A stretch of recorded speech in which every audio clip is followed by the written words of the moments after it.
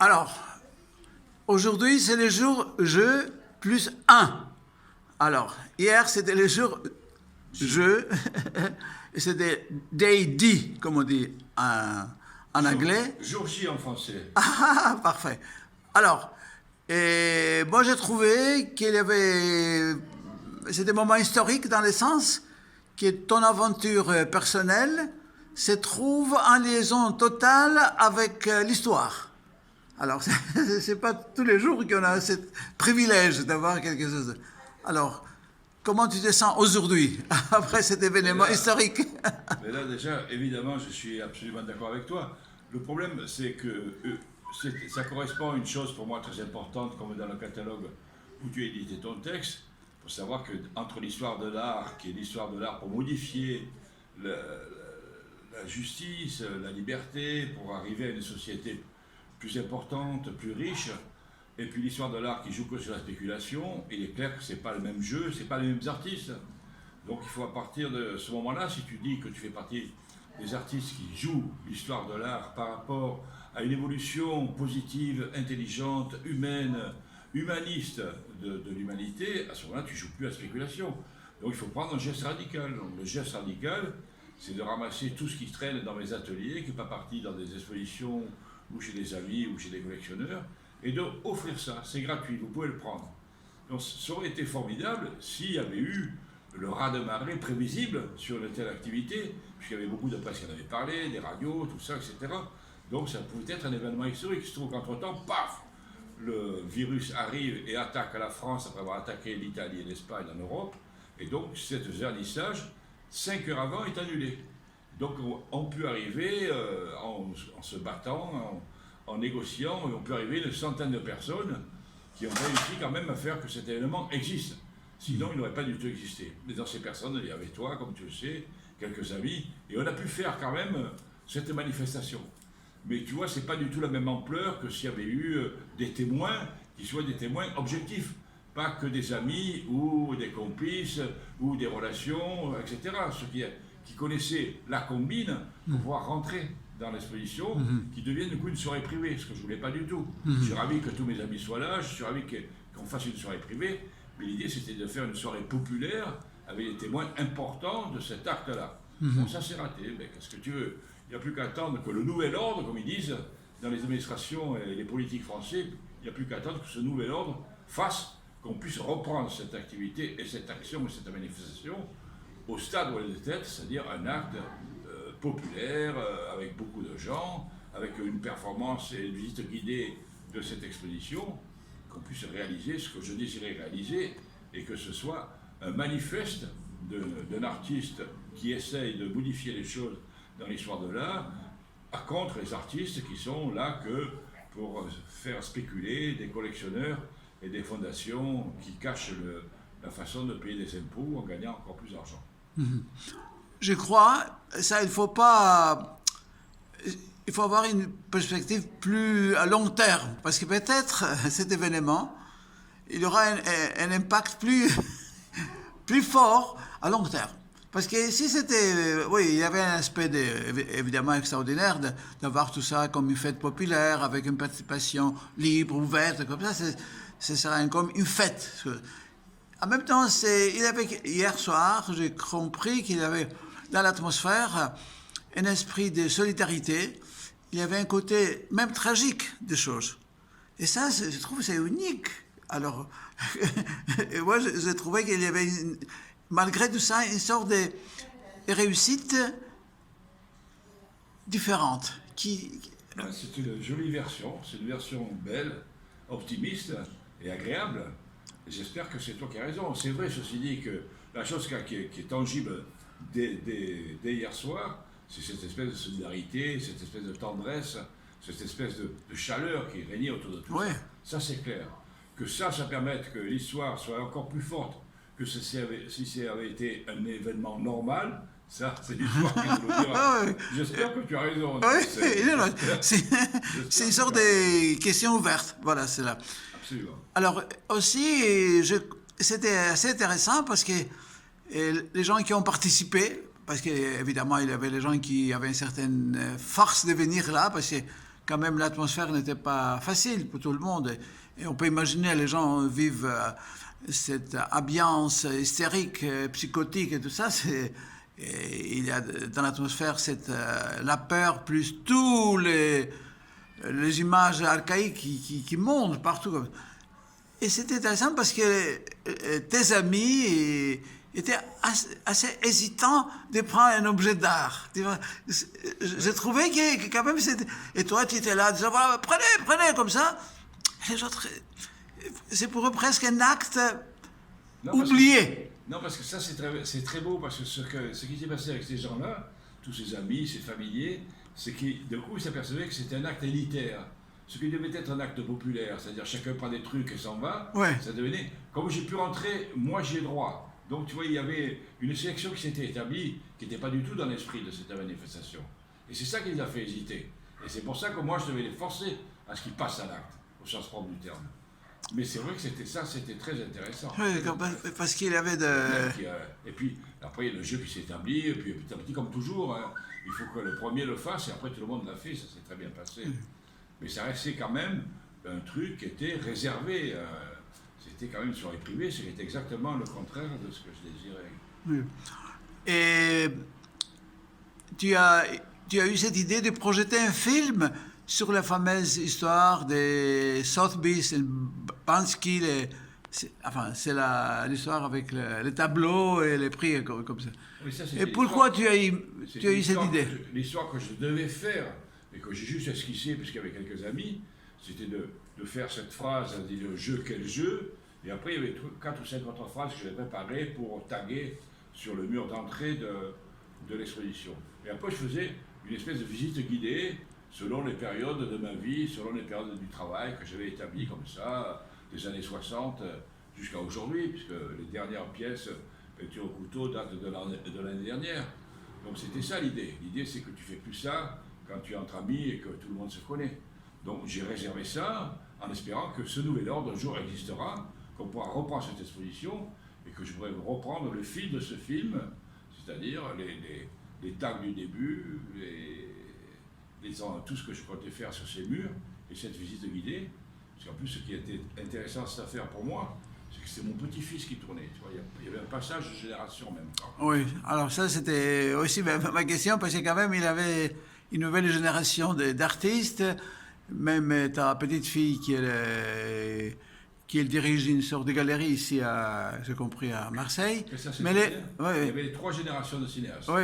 Catherine, qui regardait, ma compagne, Marie, ma fille, qui filmait, oui. Joseph, mon petit-fils, qui filmait aussi. Oui. Et tout ça assisté par Élise, qui tient une galerie à Marseille. Donc il y avait comme ça, tu vois, c'est là où c'était à la fois formidable, mais à la fois c'était quand même un peu intime par rapport à ce que j'avais espéré faire. Ok, mais ça c'est intéressant, c'est qu'il a une sorte de succession artistique comme ça. C'est la famille Poitevin, la famille Blaine était là pour assumer une sorte de rôle historique.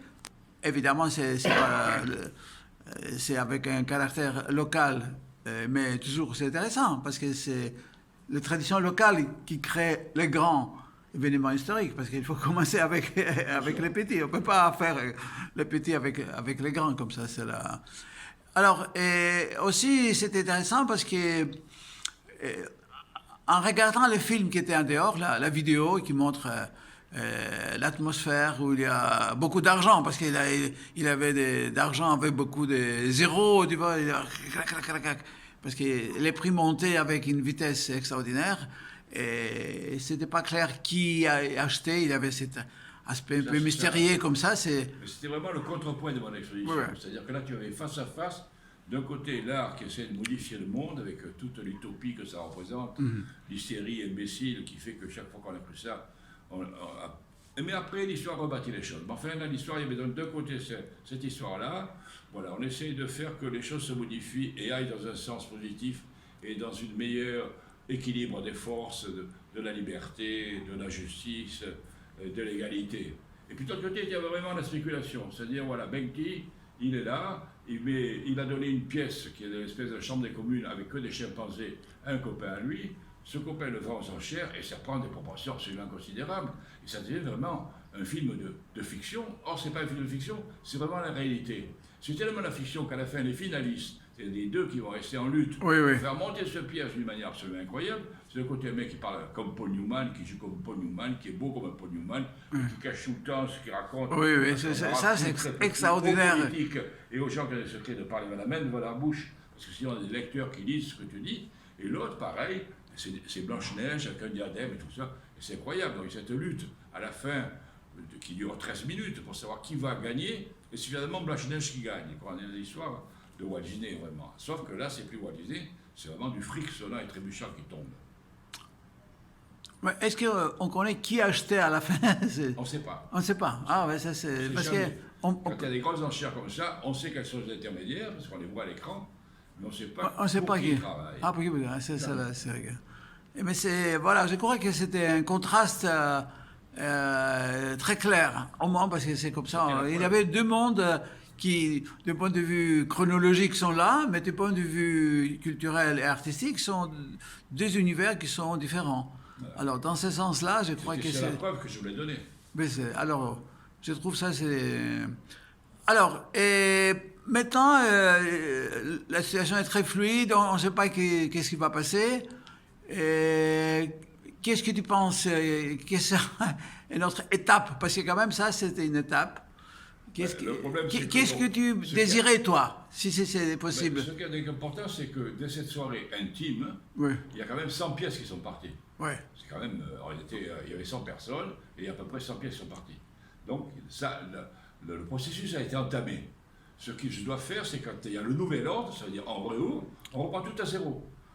Les 100 pièces sont parties, mais il y a une exposition où on va remplacer les 100 pièces qui ont déjà été remplacées en grande partie hier soir. Oui. On va combler l'exposition et on recommence comme si c'était le 13 mars. Sauf que ce 13 mars, aujourd'hui, je ne sais pas quand ce sera. Et personne ne le sait. Ça dépend des clinicistes, des médecins, des toubibs, du gouvernement, des ministres. Donc personne ne va dire, voilà, l'épidémie est finie, on reprend tout à zéro. On reprend tout à zéro, donc ce que j'estime et que je pense et que j'exigerais, c'est qu'on reprend tout à zéro. Donc ce jour où on peut tout refaire, ça reprend comme si c'était le 13 mars. Ok. Alors, les délais vont peut-être être écourtés parce que quand même, il faut faire des trucs. Ce qui rend les choses optimistes et à peu près possibles, c'est que ce virus, il meurt à 25 degrés, un truc comme ça. Donc l'été va arriver, et en Provence, les 25 degrés seront dépassés très très vite. Donc normalement, en juin, au plus tard, ce virus devrait disparaître avec la chaleur. Alors, est-ce si on revient un peu au niveau français, tu te sens que est-ce que toutes ces mesures sont justifiées? Et quel est ton... Ah non, voilà, alors là-dessus, il se trouve que dimanche, c'est-à-dire demain, c'est-à-dire 2 jours après le vendredi 13, le dimanche 15 mars 2020, c'est le premier tour des municipales. Ouais. Le gouvernement qui a la majorité aujourd'hui, qui est un gouvernement macroniste, qui s'appelle République en marche, est un gouvernement qui est complètement en perte de vitesse, qui est en train de perdre toute majorité. Il est devenu ultra minoritaire. C'est un gouvernement qui gouverne avec des imbéciles qui ne sont pas du tout des gens qui sont faits pour gouverner, qui font des erreurs sans arrêt. Et donc la population française s'est rendue compte qu'ils avaient en face d'eux pour le gouverner des gens qui étaient absolument incapables de le faire. Absolument incapables. Et ça, ils ont fait suffisamment, ça c'est un avis personnel maintenant, suffisamment de sondages pour savoir que ça allait être une catastrophe. Donc si ce dimanche va être une catastrophe, il faut prouver que ça ne compte pas ce dimanche. Pour que ça ne compte pas, et que ce ne soit pas représentatif, il faut qu'il y ait le plus possible d'abstention. Pour qu'on fasse qu'il y ait le plus... Ça c'est la sirène. Oui, très bien. On est toujours à Marseille, c'est très bien ça. C'est les ports phocéens, il ne faut pas oublier ça. Pour qu'il y ait le plus d'abstention possible, il faut leur foutre la trouille. Donc il faut les foutre la trouille à J-2 jours. Donc on a fait ces déclarations le 13 à 13h pour arrêter tout ce qui se passait à partir... Moi je pensais qu'ils allaient tenir jusqu'à lundi, mais non, ils ont arrêté dès vendredi 13 à 13h. Alors, je crois que c'était une... Sur le bateau, quel bonheur. C'est des gens qui vont au Château d'If et qu'on appelle pour aller voir le Masque de Fer et Monte Cristo. Oh oui, ça c'est classique. Alors, Malheureusement, nos amis italiens, nos amis espagnols, notre ami anglais, j'ai compris, pour eux, c'était pas possible de venir. Ah non, c'est interdit. Ils peuvent même, en Italie, ils peuvent même pas sortir de la région. Alors, en Espagne, ils peuvent même pas sortir de la région. Et en Italie, ils sont même confinés chez eux. Et Peter Reid, qui était dans l'anglais en question, lui, jusqu'au dernier moment, je pensais qu'il était arrivé, et il a été aussi dans les possibilités de venir. Et puis il y avait des gens qui étaient dans la possibilité de venir, des amis que j'aime beaucoup, comme Olivier Pedro-Lacassane, qui est français, qui a pu venir, mais quand même, quelque part, il commence à avoir la trouille. Donc finalement, pratiquement, tu es l'ambassadeur absolu, complet de la planète Terre, puisque tu représentes à toi tout seul tous mes amis étrangers, et même la plupart de quelques amis français. Alors, j'assume la responsabilité. Mais est-ce que tu as un message à dire à tes amis, parce que s'ils étaient ici, parce que quand même, tu as un message à donner, parce que eux, ils souffrent aussi. C'est pas. Mais écoute, je veux dire que les gens sont comme ça, il y a des gens qui sont hypochondriaques, il y a des gens qui sont craintifs. Je ne peux pas leur en vouloir. Ce qui est vraiment formidable, c'est qu'avec toi, ambassadeur de l'ensemble des territoires étrangers mondiaux, et Gaëlle Théval, ambassadrice de la totalité des provinces françaises, ça a été représenté. Donc les deux personnes qui pour moi me tenaient à cœur étaient là, c'est-à-dire c'était vraiment, bon voilà, Démocène Grafiotis, Gaëlle Théval, donc à vous deux, vous prenez une responsabilité énorme. Et en plus, tous les gens que j'aime beaucoup, parce qu'ils m'accompagnent tout au long de ma vie, je ne parle pas de Catherine, que tu connais, et qui fait 60 ans qui me supporte, mais mon éditeur, Laurent Coé, mon vieux Dallon, André Robert, il y avait des tas de gens comme ça, Dominique Cerf et Liliane Giraudon, qui sont pour moi des gens absolument déterminants. Ben voilà, c'était le petit club à la fin, et puis Yves Bical, notre éditeur qui venait des Alpes. Donc finalement, il y avait chaque fois une représentation qui représentait à soi tout seul comme toi, si on fait vraiment les gens qui auraient dû venir d'Italie, d'Espagne et d'Angleterre, à toi tout seul, tu représentes 100 personnes. Gaëlle Théval, une cinquantaine, tu vois, nous amis, donc voilà, chacun. Donc finalement, c'était à peu près. Voilà. Okay. Le seul Je crois problème, c'est qu'il faut attendre ce nouvel ordre pour qu'on recommence tout comme si cette période avait été gommée. En tout cas, moi, je considère ça comme un privilège historique. Mais quand même, on a vécu ensemble toute la journée, parce que chaque 15 minutes, il y avait un message qui venait. Alors, c'était.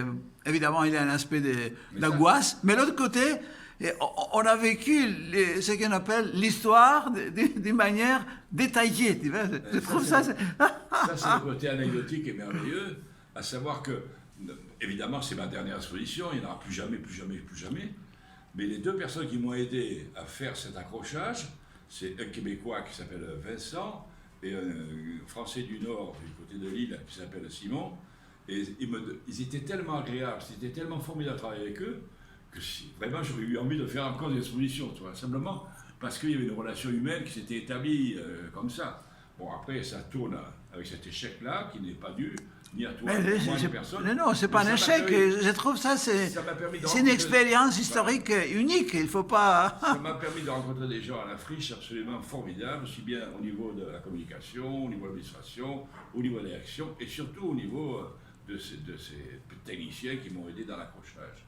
De la même façon que le matin, puisque ça a été interdit à 13h, le matin il y avait une visite de presse, et j'ai rencontré des journalistes qui posaient des questions absolument pertinentes, très très intelligentes, des articles ont paru, des interviews, tout tard ces interviews seront reprises, je l'espère, mais c'était vraiment je passais 3 ou 4 heures le matin, entre 9h30 et midi et demi, avec un tas de journalistes, tu vois, tantôt sur une visite commune, tantôt sur des interviews personnelles, c'était absolument extraordinaire. Voilà, donc ce que j'espère, c'est que tout ça va pouvoir se reprendre. Parce que c'est vrai qu'il faut qu'on en parle, que ça existe un peu. Alors, je crois que l'histoire n'est pas terminée. Peut-être l'histoire, ça a commencé hier, d'une certaine manière.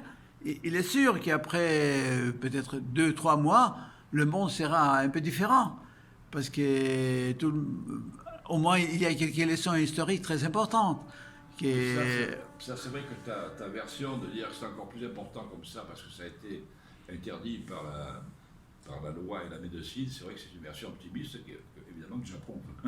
Oui, parce que on croit parfois que le monde artistique, c'est un monde un peu fermé. Mais là, il y a la preuve absolue. Et que ce monde, se disant fermé, il y a des jours de liaison impossibles. Qui pourrait imaginer qu'un phénomène de santé publique, ça pourrait vraiment être une dimension critique par rapport à ton travail. Des points de vue théoriques, c'est impossible d'imaginer ça. Moi, j'ai trouvé ça extraordinaire, parce que comment les liaisons se font d'une manière qui passe par-ci, par-là, touc, qui arrivent. Ah, c'est vrai. Chez Julien Blaine, clac. C'est vers 3h30 qu'on a eu on a compris que c'était inimaginable. Je trouve que c'est Le côté privilégié fait que des pièces que j'aurais voulu préserver sont parties chez les gens chez qui je voulais qu'elles soient finalement. Parce que s'il y avait eu une foule qui arrivait, je ne suis pas sûr, par exemple, pas de contrôle. que la pièce sur les condamnés à mort de Benetton, elle soit allée chez Cacaval, que l'hommage à Arthur Rimbaud avec sa dent qui est sortie on ne sait pas d'où serait allé chez Arnaud Robert, ouais. que les écritures originelles que j'aime tant seraient parties chez Fabienne Le Temps. Donc c'est assez incroyable, c'est ça. C'est que cet inconvénient majeur fait que des pièces pour moi dont je me sépare avec difficulté sont allées chez les gens où elles devaient aller finalement. Ah oui, alors ça c'est à la fin des...